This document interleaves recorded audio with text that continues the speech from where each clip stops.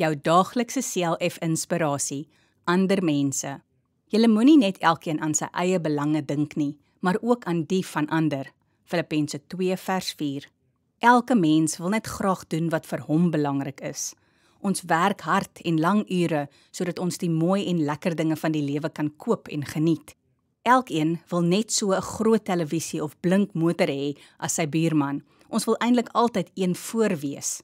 Ons teks vandag herinner ons daaraan, dat ons ook aan ander mense moet dink. Daar is so baie mense wat swaar kry, wat nie aldag kos op die tafel het nie. Daar is baie blindes en dowes, wat nie die mooi natuur kan sien nie, of nie die voël se gefluit kan hoor nie. Ons moet nie net dink aan sulke mense nie, nee, ons moet ook gee, sodat hulle ook 'n beter lewe kan hê. Elke Sondag in die kerk is daar 'n geleentheid om vir minderbevoorregtes te gee. Probeer om altyd daarvoor 'n bydrae te maak. Die Here gee vir my en jou so baie. Daarom kan ons uit dankbaarheid iets teruggee. Kom ons bid saam. Maak my gewillig, Here, om my deel te gee vir die minderbevoorregte mense. Amen.